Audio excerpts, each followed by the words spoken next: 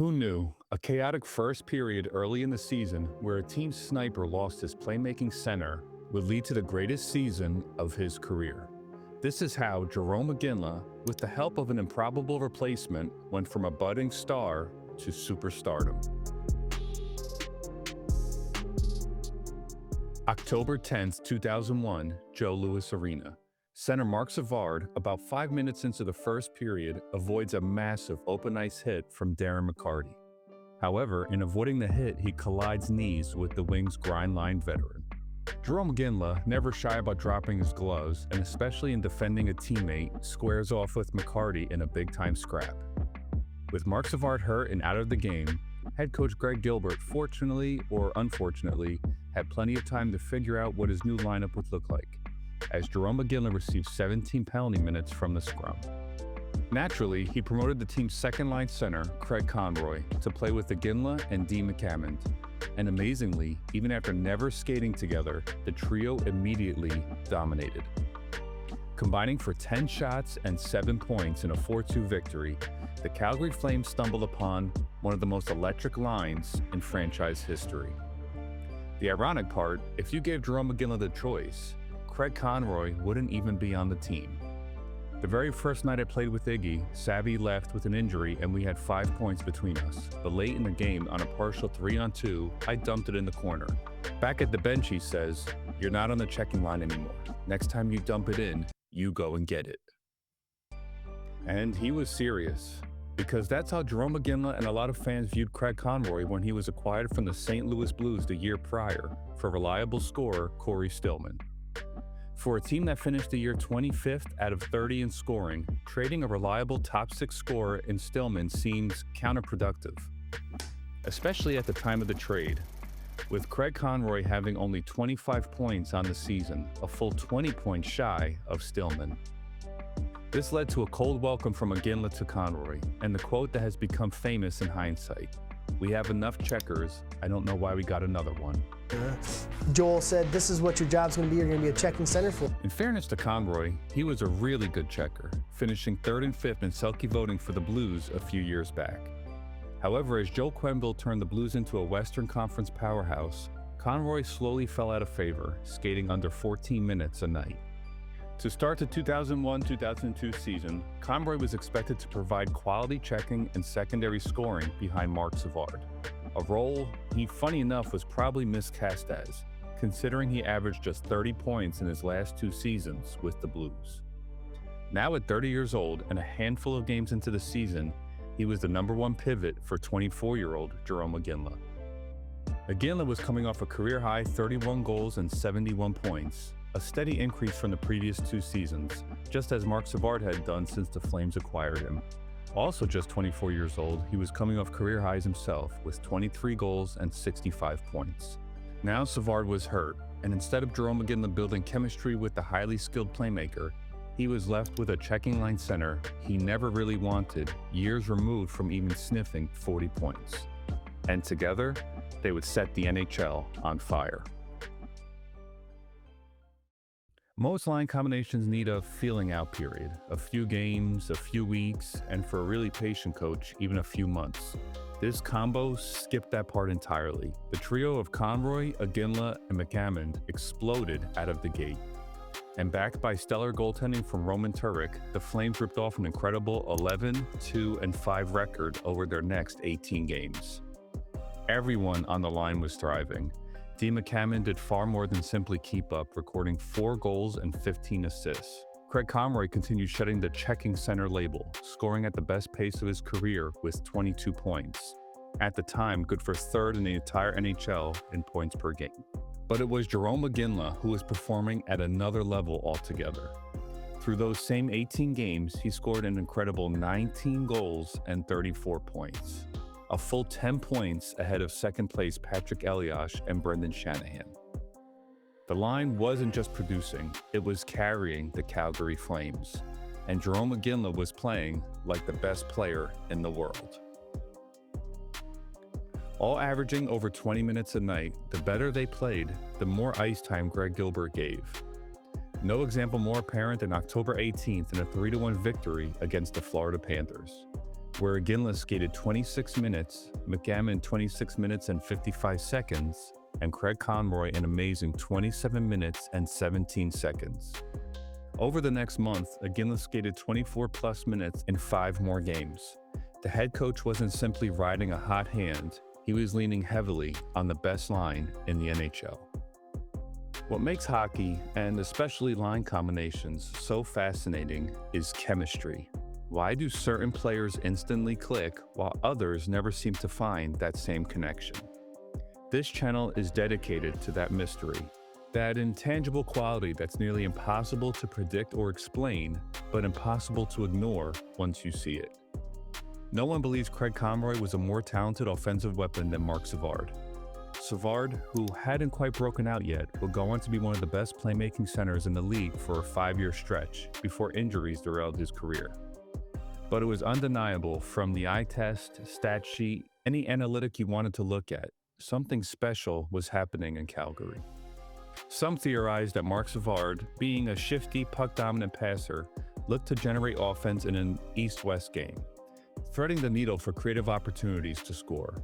Whereas Craig Conroy, who was the better skater, along with the exceptionally agile and fast McAmmond, pushed the pace and tempo in a more north-south game. Whether it was Iginla maturing or truly his linemates pushing him, the former 11th overall pick was playing with more power and speed than ever before. Which would lead to an awkward moment for the Flames as Marc Savard returned from his injury on November 20th. And oddly enough, Craig Conroy missed 1 game the entire season, also November 20th. Savard, reunited with Jarome Iginla, played 25 minutes upon his return, scoring a goal and 2 assists, with Iginla scoring 2 goals of his own in a 5-5 tie against the Los Angeles Kings. Craig Conroy was back next game, and head coach Greg Gilbert made what most thought was the right decision. Craig Conroy stays #1 center. A decision that ultimately led to less ice time for Savard and the start of a very turbulent relationship between player and head coach. And it's definitely not all on Savard, as the magic Roman Turek had early in the season started to fade. But getting Savard back should have improved depth on offense, and instead the Flames stumbled with his return. Stumbled to the tune of a winless 7-game streak, including 4 straight losses in December. From 11-2-5 to 15-13-9 by the new year. Again, it's not all on Marc Savard, but as the team spiraled, Savard and Gilbert's relationship deteriorated, from benchings to public shots in the media to an eventual trade request by Savard. Flames fans, leave a comment below if you feel Savard's return and butting of heads with the head coach derailed the season, or was the timing of this just a coincidence and the team was going to falter regardless? Also, please like and subscribe if you're enjoying this video and would like to learn more about other historical line combinations. But while the rest of the team's clock struck midnight, the top line kept on rolling, all the way into the Olympic break. Jarome Iginla, who set atop league scoring with 64 points in 58 games, was the last player who wanted the season to pause, and luckily for him, he wasn't getting a break, as he'd represent Team Canada on their march to a gold medal. Where in Salt Lake City, he'd dominate on another line, this time with Joe Sakic and Simon Gagne, especially in a deciding medal game against the United States. Immediately after the Olympics, any fear of gold medal fatigue was erased pretty quickly as the Flames' top trio came out blazing, leading Calgary to a 4-2-2 record, with Iginla scoring 8 goals and 15 points in those 8 games. Craig Conroy, who slowed down a bit in January and early February, regained his early season form with 11 points. Unfortunately, the hope of a late season playoff push was all but extinguished in a winless streak the following 6 games. With the postseason slipping out of reach for Calgary, what remained in reach was a 50-goal milestone for their dynamic sniper, a player who had never scored more than 31 goals in a single year. Iginla's scoring spree continued to be one of the NHL's biggest stories towards the end of the season, a rarity for a team outside of the playoff picture, which is worth remembering when discussing the eventual Hart Trophy vote. Jarome Iginla didn't just surpass his career highs in goals and points, he obliterated them. By season's end, Iginla led the entire NHL with 52 goals and 96 points. In doing so, he accomplished something no player had managed in more than 2 decades.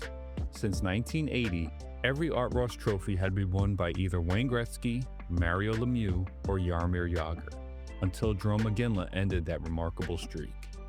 He'd win the Rocket Richard by an amazing 11 goals over second place Mats Sundin. What makes Iginla's achievement even more impressive is the environment in which it occurred. He led the NHL in goals, even strength goals, and points during one of the lowest scoring eras in league history, all while playing for the Calgary Flames, a team that failed to qualify for the playoffs.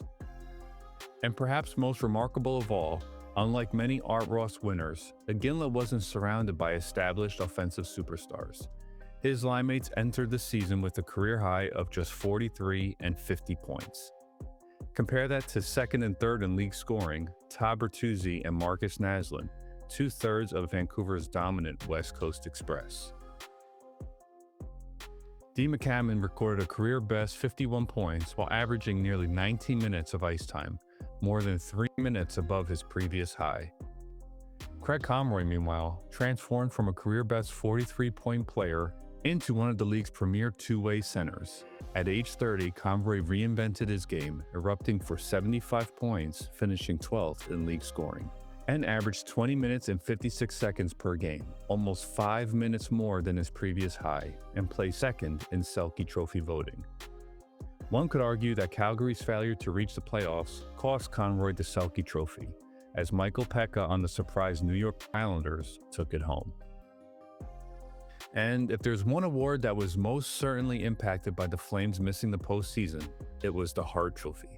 In what remains the closest Hart Trophy vote in NHL history, Jose Theodore narrowly edged out Jarome Iginla for league MVP. Had Calgary found a way into the playoffs, it's hard not to wonder whether the voters would have viewed Iginla's accomplishments differently. The trio of Iginla, Conroy, and McAmmond entered the season with virtually no experience playing together, yet somehow emerged as Calgary's offensive engine. They scored 100 of the Flames' 201 goals, finishing first, second, and third in team scoring, with the Flames' next highest point producer being a defenseman. On paper, there was little reason to expect this combination would become one of the NHL's most productive lines. But whatever that quality is that allows certain players to anticipate each other's movements, think the game the same way, and elevate one another's strengths, Jarome Iginla, Craig Conroy, and McAmmond seem to have it in abundance, thanks to one knee injury and one opportunity. Unfortunately, the magic wouldn't last. The following season, with Mark Savard already having one foot out the door, Calgary made a major change to the roster. The Flames traded McAmmond and Derek Morris in an attempt to strengthen their center depth, bringing in Chris Drury and Stefan Yell from Colorado. The Iginla, Conroy, McAmmond combination lost an opportunity to strike lightning twice.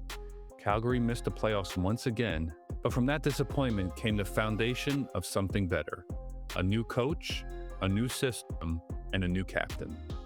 And for Jarome Iginla and Craig Conroy, a new linemate who would help push the Flames closer to hockey's ultimate prize. But that's a story and a line for another video. If you enjoyed this breakdown, please make sure to like and subscribe for more line combo content.